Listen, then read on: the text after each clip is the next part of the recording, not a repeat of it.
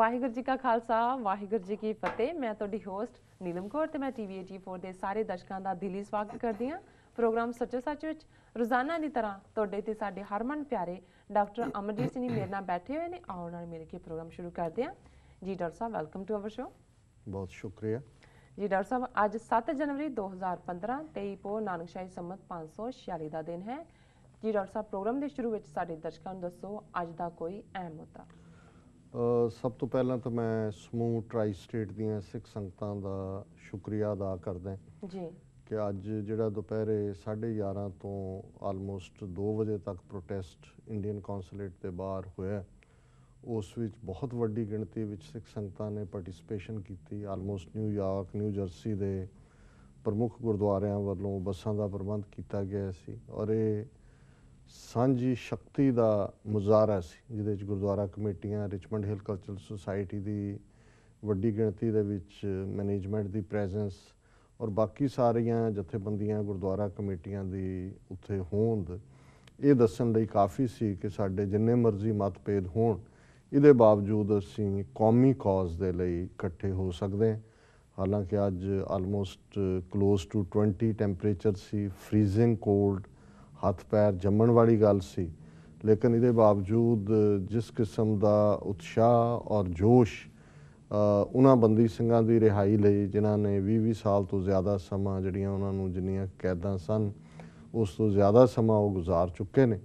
ਔਰ ਇਸ ਸਾਰੇ ਦੇ ਨਾਲ ਜਿਹੜਾ ਭਾਰਤ ਸਰਕਾਰ ਦੇ ਪ੍ਰਤੀ ਵੀ ਰੋਸ ਪੂਰਾ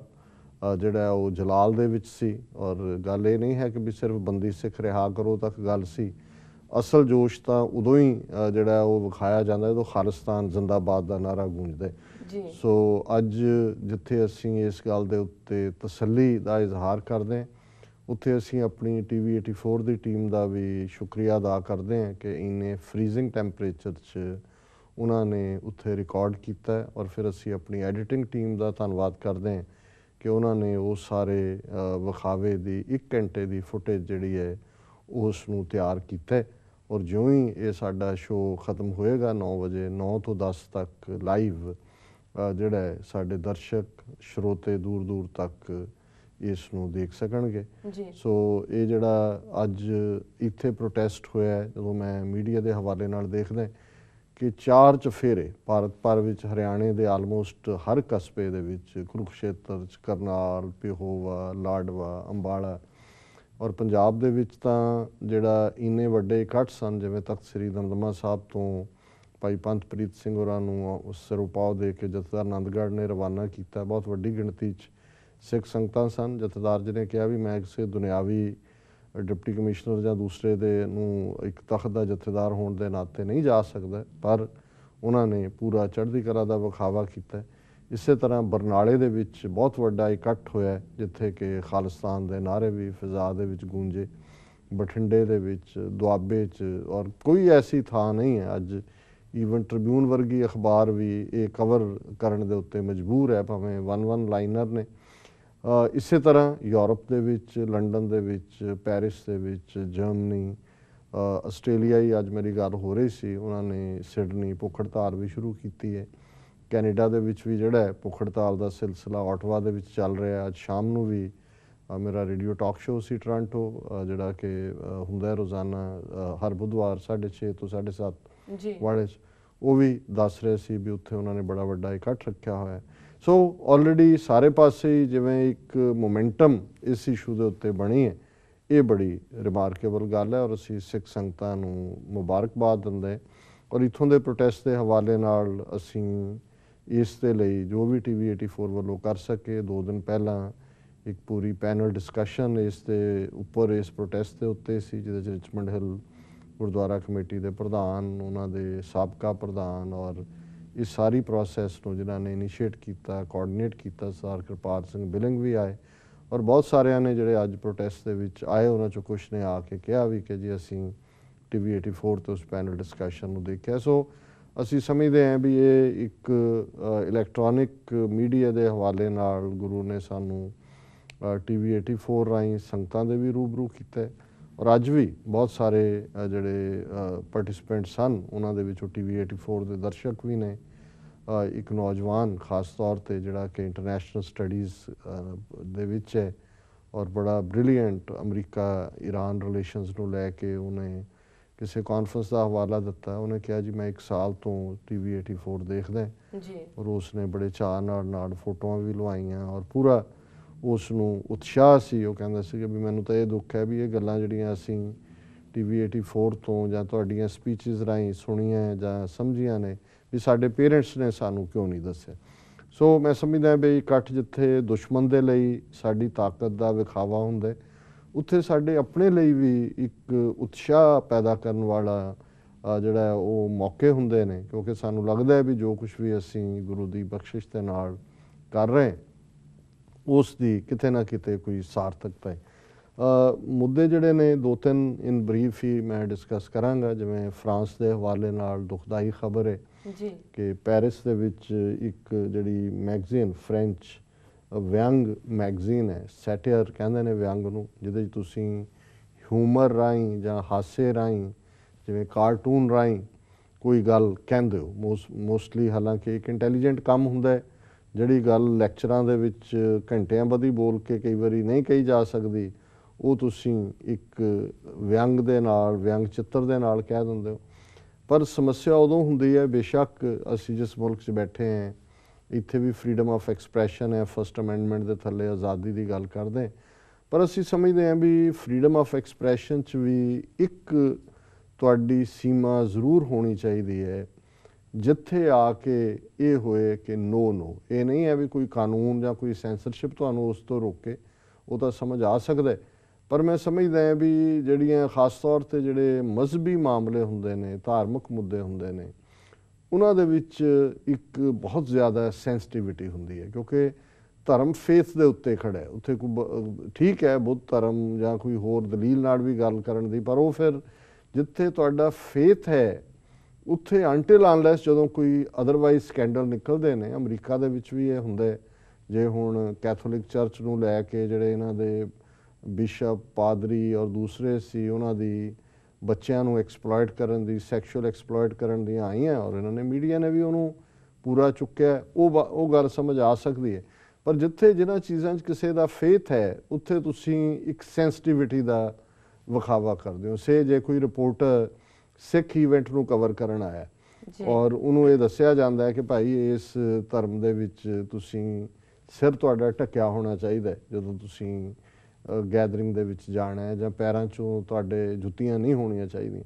ਤਾਂ ਕੋਈ ਇਨਸਿਸਟ ਕਰੇ ਕਿ ਜੀ ਨਹੀਂ ਮੈਂ ਤਾਂ ਫਲਾਨ ਨੈਟਵਰਕ ਦਾ, ਮੈਂ ਤਾਂ ਸਿਰ ਨਹੀਂ ਢੱਕਣਾ ਹੈ ਜੀ। ਸੋ ਇਹ ਮੈਂ ਤਾਂ ਗੱਲ ਕੀਤੀ ਹੈ, ਇਸ ਕਿਸਮ ਦੇ ਵੀ ਨੇ ਜਿਹੜੇ ਕਿਸੇ ਜ਼ਮਾਨੇ 'ਚ ਇਸ ਕਿਸਮ ਦਾ ਕਰਦੇ ਰਹੇ, ਜਾਂ ਈਵਨ ਜਦੋਂ ਅਸੀਂ ਮੁਰਾਰਜੀ ਦੇਸਾਈ ਦੇ ਹਵਾਲੇ ਨਾਲ ਆਉਂਦਾ ਹੈ ਕਿ ਜੀ ਉਹ ਆਇਆ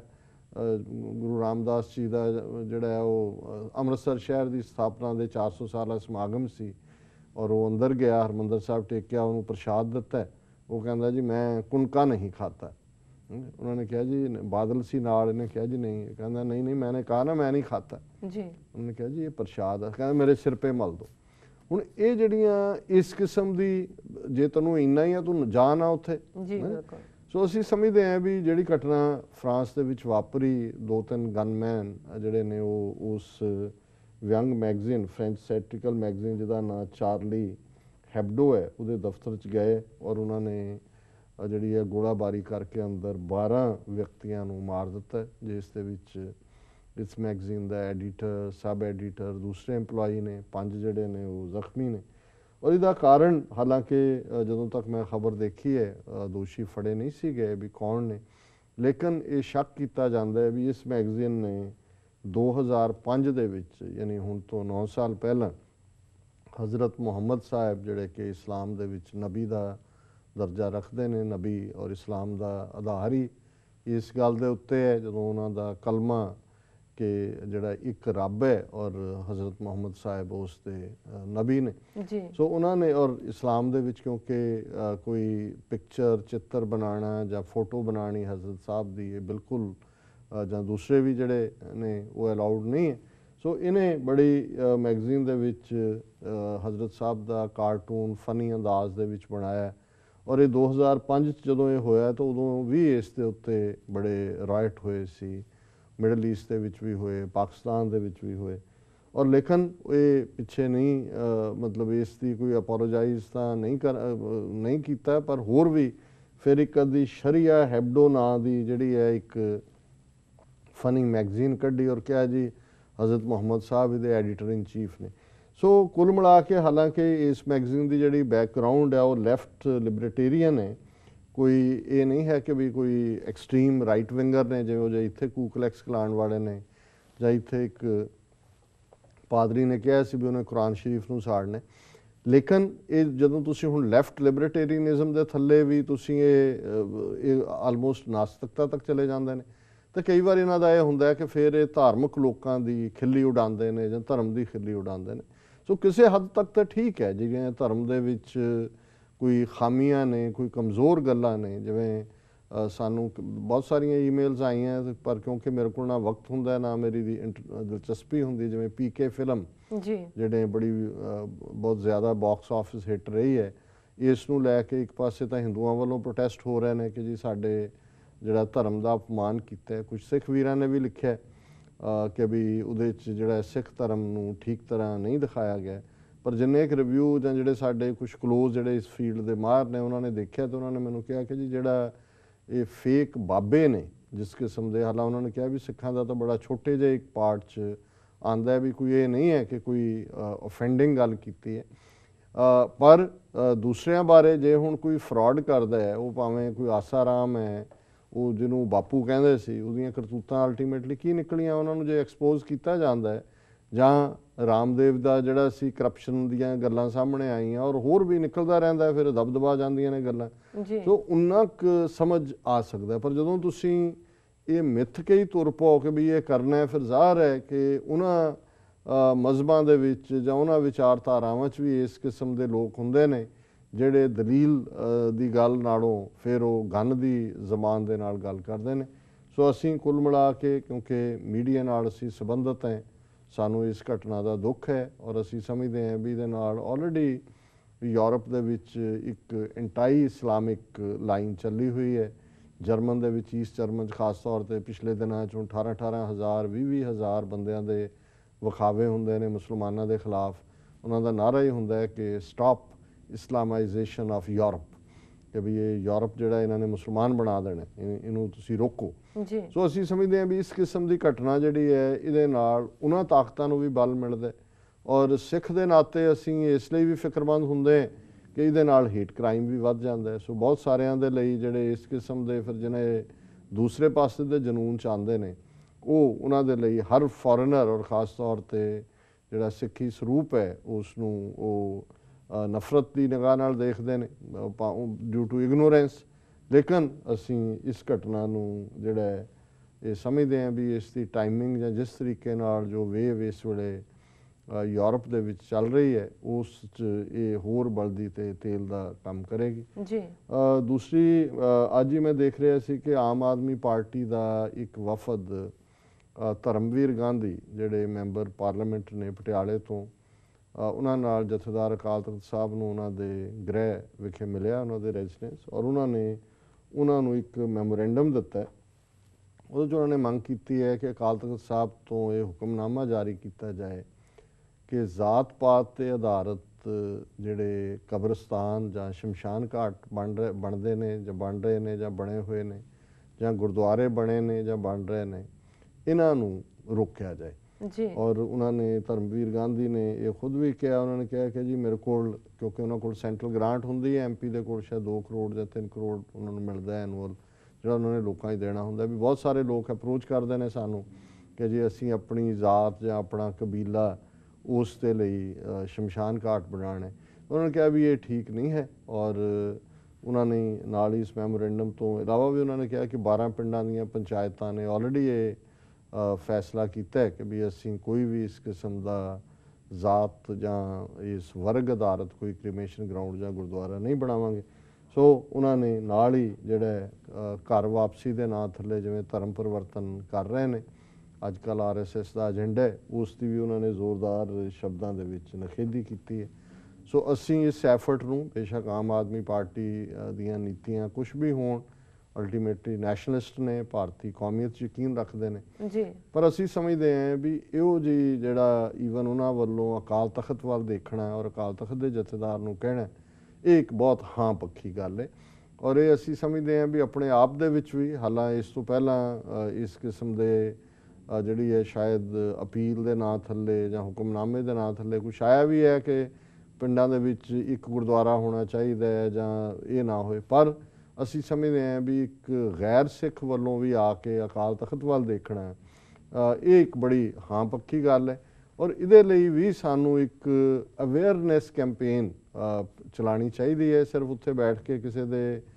ਕੋਈ ਹੁਕਮਨਾਮਾ ਜਾਰੀ ਕਰਨ ਨਾਲ ਤਾਂ ਚੀਜ਼ਾਂ ਨਹੀਂ ਲਾਗੂ ਹੋ ਜਾਂਦੀਆਂ। ਜਿਵੇਂ ਹੁਣ ਕਦੋਂ ਦਾ ਸਾਡੀ ਰਹਿਤ ਮਰਿਆਦਾ 'ਚ ਹੀ ਹੈ ਵੀ ਕੁੜੀ ਮਾਰ ਦੇ ਨਾਲ ਨਹੀਂ ਵਰਤਣਾ, ਕੁੜੀ ਮਾਰ ਦੇ ਨਾਲ ਵਰਤਣ ਵਾਲਾ ਤਨਖਾਹੀ ਹੈ, ਇੱਕ ਉਹ ਅੱਜ ਦਾ ਨਹੀਂ ਹੈ। ਉਹਦੇ ਇਹ ਤਾਂ ਰਹਿਤਨਾਮਿਆਂ 'ਚ ਪੁਰਾਤਨ ਕਿ ਕੁੜੀ ਮਾਰ ਦੇ ਨਾਲ ਜਿਹੜਾ ਵੀ ਹੈ ਕਿ ਹੋਏ ਸਿੱਖ ਵਰਤਨ ਕਰੇ ਅੰਤ ਹੋਏ ਗੋ ਖੁਆਰ, ਕਿ ਉਹਨੂੰ ਖੁਆਰੀ ਮਿਲੇਗੀ ਜਿਹੜਾ ਉਹਨਾਂ ਨਾਲ ਵਰਤੇਗਾ। ਲੇਕਿਨ ਅੱਜ ਵੀ ਜੇ ਅਸੀਂ ਫੀਮੇਲ ਮੇਲ ਰੇਸ਼ੋ ਦੇਖਦੇ ਹਾਂ, ਕੁੱਖ ਦੇ ਵਿੱਚ ਹੀ ਜਿਹੜਾ ਜੰਮਣ ਤੋਂ ਪਹਿਲਾਂ ਕੌਣ ਮਾਰਦੇ ਨੇ, ਜੇ ਸਾਡੀ ਆਬਾਦੀ ਪੰਜਾਬ 70% ਹੈ 68-69%, ਤੇ ਫਿਰ ਜੇ ਉੱਥੇ ਮੇਲ ਫੀਮੇਲ ਰੇਸ਼ੋ ਜਿਹੜੀ ਹੈ ਉਹ ਘਟੀ ਹੈ ਤਾਂ ਅਸੀਂ ਜ਼ਿੰਮੇਵਾਰ ਹਾਂ ਉਸ ਦੇ ਲਈ। ਸੋ ਉੱਥੋਂ ਡਿਨਾਈ ਨਹੀਂ ਕੀਤਾ ਜਾ ਸਕਦਾ। ਪਰ ਮੈਂ ਸਮਝਦਾ ਵੀ ਇਹ ਇੱਕ ਬਹੁਤ ਚੰਗਾ ਇਸ਼ੂ ਜਿਹੜਾ ਉਹਨਾਂ ਨੇ ਆਮ ਆਦਮੀ ਪਾਰਟੀ ਨੇ ਲਿਆਂਦਾ ਹੈ। ਔਰ ਇਹ ਜੇ ਇਸ ਗੱਲ ਵੱਲ ਧਿਆਨ ਦਈਏ ਤੇ ਜਿਹੜਾ ਨੈਕਸਟ ਸਟੈਪ ਏਜੰਸੀਆਂ ਨੇ ਜਿਸ ਤਰੀਕੇ ਨਾਲ ਪੰਜਾਬ ਦੇ ਵਿੱਚ ਇੱਕ ਆਪਸ ਦੇ ਵਿੱਚ ਫਰੈਕਟਰੀਸਾਈਡਲ ਵਾਰ ਜਾਂ ਸਿਵਲ ਵਾਰ ਕਿਹਾ ਜਾਏ ਕਰਵਾਉਣ ਦਾ, ਜਿਵੇਂ ਤਲਣ ਦੇ ਵਿੱਚ ਉਹਨਾਂ ਨੇ ਕੀਤਾ, ਫਿਰ ਰਾਪੁਰ ਬੱਲਾਂ ਦੇ ਹਵਾਲੇ ਨਾਲ ਕੀਤਾ, ਪੰਜਾਬ ਦੇ 12,500 ਪਿੰਡਾਂ ਦੇ ਵਿੱਚ ਕਿਸੇ ਵੇਲੇ ਵੀ ਇਸ ਕਿਸਮ ਦੀ ਹਿੰਸਾ ਨੂੰ ਭੜਕਾਇਆ ਜਾ ਸਕਦਾ। ਔਰ ਜਿਉਂ-ਜਿਉਂ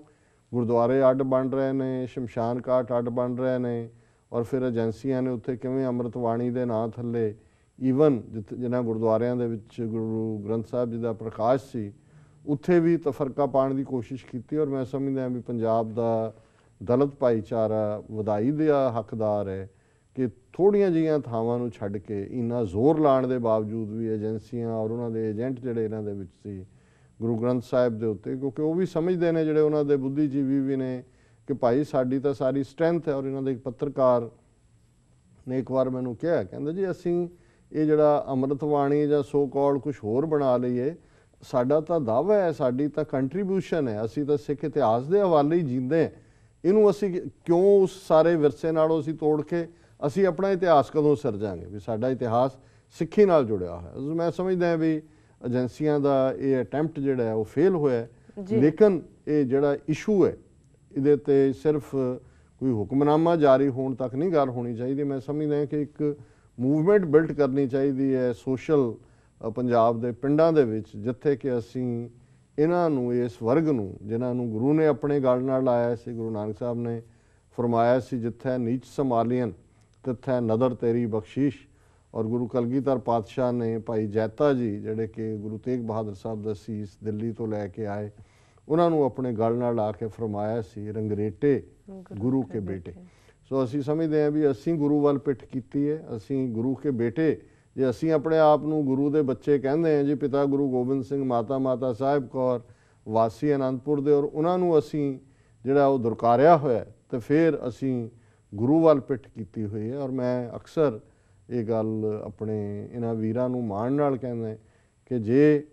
ਸੀਸ ਲਿਆਉਣ ਦਾ ਮਾਣ ਸੀ ਤੇ ਗੁਰੂ ਨੇ ਤੁਹਾਨੂੰ ਦਿੱਤਾ ਭਾਈ ਜੈਤਾ ਦੇ ਰੂਪ 'ਚ, ਤੇ ਜੇ ਸੀਸ ਲੈਣ ਦਾ ਵੇਲਾ ਆਇਆ ਤੇ ਸ਼ਹੀਦ ਬੇਅੰਤ ਸਿੰਘ ਦੇ ਰੂਪ 'ਚ ਜਿਹੜਾ ਉਹ 31 ਅਕਤੂਬਰ 1984 ਨੂੰ ਇਹ ਵੀ ਮਾਣ ਗੁਰੂ ਨੇ ਤੁਹਾਨੂੰ ਦਿੱਤਾ। ਸੋ ਇਹ ਜਰਨੈਲੀਆਂ ਕਰਨੈਲੀਆਂ ਤੁਹਾਡੀਆਂ ਨੇ, ਤੁਸੀਂ ਇਹ ਕਿਉਂ ਮਹਿਸੂਸ ਕਰੋ ਕਿ ਜੀ ਤੁਸੀਂ ਗੁਰੂ ਨਾਨਕ ਦੇ ਵਿਹੜੇ ਤੋਂ ਦੂਰ ਜਾ ਕੇ ਕਿਸੇ ਹੋਰ ਥਾਂ ਤੇ ਤੁਸੀਂ, ਇਹ ਤੁਹਾਡਾ ਘਰ ਹੈ, ਇਹ ਤੁਹਾਡਾ ਜਿਹੜਾ ਇਤਿਹਾਸ ਹੈ ਜਿਹੜਾ ਤੁਸੀਂ ਸਿਰਜਿਆ ਹੋਇਆ, ਔਰ ਉਹਨਾਂ ਨੂੰ ਹੀ ਗੁਰੂ ਨੇ ਐਮਪਾਵਰ ਕੀਤਾ ਹੋਇਆ ਕਿ ਜਿਨ ਕੀ ਜ਼ਾਤ ਵਰਣ ਕੁਲ ਮਾਹੇ ਸਰਦਾਰੀ ਨਾ ਭਈ ਕਦਾਹੇ ਤਿਨ ਹੀ ਕੋ ਸਰਦਾਰ ਬਣਾਉ ਤਬੈ ਗੋਬਿੰਦ ਸਿੰਘ ਨਾਮ ਕਹਾਉ, ਕਿ ਜਿਨ੍ਹਾਂ ਦੀ ਜ਼ਾਤ ਵਰਣ ਕੁਲ ਦੇ ਵਿੱਚ ਸਰਦਾਰੀ ਸੋਵਰਨਿਟੀ ਦਾ ਕੋਈ ਸ਼ਬਦ ਨਹੀਂ ਸੀ, ਉਹਨਾਂ ਨੂੰ ਗੁਰੂ ਨੇ ਸਰਦਾਰ ਬਣਾਇਆ, ਉਹਨਾਂ ਨੂੰ ਇਹ ਸੋਵਰਨਿਟੀ ਦੀ ਬਖਸ਼ਿਸ਼ ਕੀਤੀ ਹੈ। ਔਰ ਮੈਂ ਸਮਝਦਾ ਕਿ ਇਹ ਜਿਹੜਾ ਪਾਰਟ ਹੈ ਇਸ ਦਾ ਦੀ ਜੜ ਉਸ ਪੇਂਡੂ ਸੁਸਾਇਟੀ 'ਚ ਲਾਈ ਕਰਦੀ ਹੈ ਜਿੱਥੇ ਘਰ ਅੱਡ ਨੇ, ਉਹ ਜ਼ਾਤ ਸੂਚਕ ਬਣਾ ਕੇ ਜੀ ਇਹ ਫਲਾਣਿਆਂ ਦੀ ਪੱਤੀ ਤੇ ਇਹ ਫਲਾਣਾ ਤੇ ਇਹ ਢਿਮਕਾ, ਗੁਰਦੁਆਰੇ ਵੱਖ ਬਣ ਗਏ, ਸ਼ਮਸ਼ਾਨ ਘਾਟ ਵੱਖ। ਜਦੋਂ 47 ਤੋਂ ਬਾਅਦ ਹੋਰ ਐਨਕਰੇਜ ਕੀਤਾ ਧਰਮ ਦੇ ਨਾਂ ਥੱਲੇ ਗੁਰਦੁਆਰੇ ਮੰਦਿਰ ਬਣਾਉਣ ਲਈ ਤਾਂ ਸਰਕਾਰ ਪੈਸਾ ਦੇ ਨਹੀਂ ਸੀ ਸਕਦੀ, ਤੇ ਕਾਂਗਰਸ ਨੇ ਨੀਤੀ ਰੱਖੀ ਕਿ ਭਾਈ ਇਹਨਾਂ ਨੂੰ ਜਿਹੜਾ ਤੁਸੀਂ ਕਿਵੇਂ ਤੋੜਨਾ, ਅੱਡ ਧਰਮਸ਼ਾਲਾਵਾਂ ਬਣਾ ਦਿੱਤੀਆਂ। ਦੂਜਾ, ਔਰ ਇਹ 50s ਦੇ ਵਿੱਚ ਹੀ ਉਹਨਾਂ ਨੇ ਇਹ ਜਿਹੜੀ ਹੈ ਸਾਰੀ ਲਾਈਨ ਸ਼ੁਰੂ ਕਰ ਦਿੱਤੀ। ਲੇਕਿਨ ਅਸੀਂ ਸਮਝਦੇ ਹਾਂ ਕਿ ਜੇ ਇੱਕ ਜ਼ੋਰਦਾਰ ਧਾਰਮਿਕ ਮੂਵਮੈਂਟ ਜਿਹੜੀ ਹੈ ਇਸ ਦੇ ਨਾਲ ਸਮਾਜਿਕ ਬਰਾਬਰੀ ਦੀ ਸ਼ੁਰੂ ਹੋਏ, ਅਸੀਂ ਅਹਿਸਾਸ ਕਰਵਾਈਏ। ਔਰ ਇਹਦੇ 'ਚ ਦੂਸਰਾ ਪਾਰਟ ਇਹ ਵੀ ਦੇਖਣ ਵਾਲਾ ਹੈ, ਜੇ ਤੁਸੀਂ ਸੌਦਾ ਸਾਧ ਦੇ ਚੇਲੇ ਦੇਖੋ ਵੱਡੀ ਗਿਣਤੀ 'ਚ, ਆਸ਼ੂਤੋਸ਼ ਦੇ ਚੇਲੇ ਦੇਖੋ,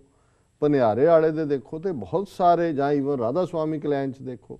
ਤੇ ਬਹੁਤ ਸਾਰੇ ਇਸ ਦਲਿਤ ਵਰਗ ਦੇ ਨੇ ਜਿਨ੍ਹਾਂ ਨੂੰ ਅਸੀਂ ਆਪਣੇ ਗਲ ਨਾਲ ਨਹੀਂ ਲਾਇਆ, ਅਸੀਂ ਗੁਰੂ ਦੇ ਰੰਗਰੇਟੇ ਗੁਰੂ ਕੇ ਬੇਟੇ ਦੇ ਉੱਤੇ ਅਮਲ ਨਹੀਂ ਕੀਤਾ, ਤੇ ਫਿਰ ਏਜੰਸੀਆਂ ਨੇ ਆਪਣੇ ਇਹਨਾਂ ਫੀਲਿਆਂ ਰਾਹੀਂ ਉਹਨਾਂ ਨੂੰ ਹੀ ਲਿਆ ਕੇ ਔਰ ਬਰਾਬਰ ਖੜਾ ਕਰਨ ਦੀ ਕੋਸ਼ਿਸ਼ ਕੀਤੀ, ਹਿੰਸਕ ਕਾਰਵਾਈਆਂ ਵੀ। ਪਰ ਮੈਂ ਇਹਨੂੰ ਕਨਕਲੂਡ ਕਰਾਂ ਕਿ ਮੈਂ ਤਾਂ ਅਕਸਰ ਉਹਨਾਂ ਸੈਮੀਨਾਰਸ ਦੇ ਵਿੱਚ, ਇਕੱਠs ਦੇ ਵਿੱਚ ਕਹਿੰਦਾ ਕਿ ਭਾਈ ਸਾਡਾ ਔਰ ਇਸ ਤੁਹਾਡਾ ਜਿਹਨਾਂ ਨੂੰ ਦਲਿਤ ਕਿਹਾ ਜਾਂਦਾ ਹੈ, ਦਲੇ ਹੋਏ, ਓਪਰੈਸਡ, ਸੁਪਰੈਸਡ, ਰਿਪਰੈਸਡ, ਸਾਡਾ ਤੁਹਾਡਾ ਰਿਸ਼ਤਾ ਤਾਂ ਇਹ ਹੈ ਕਿ 6 of the ਦਲਿਤਸ, by the ਦਲਿਤਸ, for ਦਾ ਦਲਿਤਸ। ਜੀ ਸੋ ਮੈਂ ਆਮ ਆਦਮੀ ਪਾਰਟੀ ਦੀ ਸ਼ਲਾਘਾ ਕਰਦਾ ਕਿ ਉਹਨਾਂ ਨੇ ਠੀਕ ਮੁੱਦਾ ਜਿਹੜਾ ਹੈ ਉਹ ਅਕਾਲ ਤਖਤ ਸਾਹਿਬ ਤੇ ਲਿਆ ਕੇ ਜਿਹੜਾ ਹੈ ਉਹ ਸਾਨੂੰ ਸੋਚਣ ਤੇ ਮਜਬੂਰ ਕੀਤਾ ਕਿ ਸਾਨੂੰ ਇਸ ਪਾਸੇ ਇੱਕ ਮੂਵਮੈਂਟ ਬਿਲਡ ਕਰਨ ਦੀ ਲੋੜ ਹੈ। ਜੀ ਡਾਕਟਰ ਸਾਹਿਬ, ਤੁਹਾਡਾ ਬਹੁਤ ਬਹੁਤ ਧੰਨਵਾਦ। ਇਸ ਦੇ ਨਾਲ ਲੈਣੇ ਬ੍ਰੇਕ। ਵੀਅਰਸ, ਤੁਸੀਂ ਸਾਡੇ ਨਾਲ ਇਸ ਤਰ੍ਹਾਂ ਬਣੇ ਰਹੋ, ਮਿਲਦੇ ਹਾਂ ਛੋਟੇ ਵਕਫੇ ਤੋਂ ਬਾਅਦ।